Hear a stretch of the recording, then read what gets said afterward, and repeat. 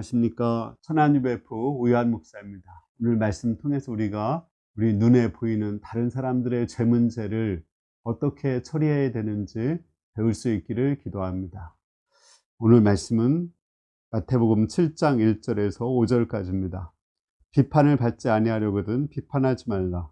너희가 비판하는 그 비판으로 너희가 비판을 받을 것이요 너희가 헤아리는 그 헤아림으로 너희가 헤아림을 받을 것이니라.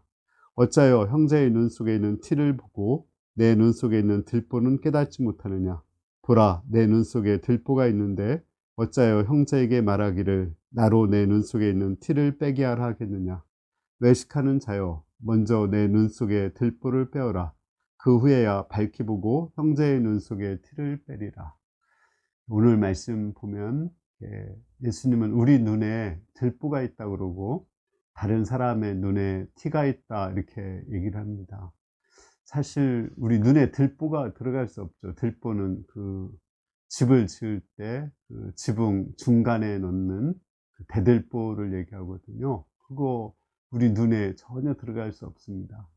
우리 눈에 들어가는 것은 티죠. 다른 사람 눈에 들어가는 것도 티고 내 눈에 있는 것도 티입니다. 그런데 다른 사람 눈에 들어간 티는 나에게 사실은 별 영향을 주지 않는 미미한 거지만 나의 눈 속에 들어간 티는 들보처럼 많은 영향을 주기 때문에 그 티를 예수님은 들보라고 표현한 것입니다.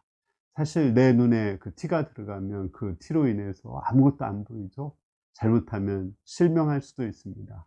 따라서 나의 눈에 있는 그 티를 심각하게 생각하고 먼저 빼고 나서 다른 사람의 눈에 티를 빼라. 이것이 오늘 예수님의 말씀입니다. 물론 여기서 그 티는 죄를 말하죠. 우리 눈에 다른 사람의 죄가 더 잘 보여요. 그렇죠? 다른 사람의 죄를 보고 우리는 판단하고 비판을 하고 비방을 합니다. 그러나 사실은 그거 다른 사람들의 그 죄가 나한테 그 미치는 영향은 그렇게 심각한 것이 아니거든요. 내가 중요한 것은 내 죄입니다. 내 죄에 의해서 내가 지옥에 가기도 하고 천국에 가기도 하고 또 나의 죄 때문에 내가 지금 불행하게 살기도 하고 행복하게 사는 거예요. 따라서 나의 죄 문제가 심각한 것입니다. 또 어떻게 보면 정말 내 속에 있는 그 죄는 들보처럼 큰 거거든요. 우리는 의식하는 그 죄가 있지만 그 의식하는 죄는 사실은 티끌처럼 적어요. 그렇지만 나도 의식 못하고 다른 사람도 의식 못하는 그 무의식 가운데 있는 죄는 들보처럼 아주 큰 것입니다. 의식이 빙산의 일각이라고 그러죠. 이렇게 큰 빙산이 물에 바다에서 조금 보이고 큰 그 얼음이 속에 있듯이 우리 속에 큰 죄가 있고 사실 우리가 의식하거나 다른 사람에게 의식되는 죄는 아주 작은 거거든요. 우리의 그 아담으로부터 내려오는 그 무의식 가운데 큰 죄가 있습니다. 이 죄 문제를 먼저 해결해야 돼요. 근데 사실은 이게 해결하는 것이 쉽지 않습니다. 저의 경험한 예를 들어도 제 마음속에 이제 음란죄 또 큰 자아가 있어서 자기중심적이고 이기적이고 자기 자랑하고 남을 판단하고 정죄하는 그 교만 이런 죄악이 있거든요. 이 죄악이 거의 뿌리가 이게 뽑히지 않는 그런 큰 죄입니다. 이거 사실은 내가 볼 때 본성이기 때문에 뺄 수 없는 그런 거거든요. 그러면 이걸 어떻게 뺄 수 있을까요? 이게 완전히 빼고 우리가 새롭게 되고 이건 아닌 것 같아요.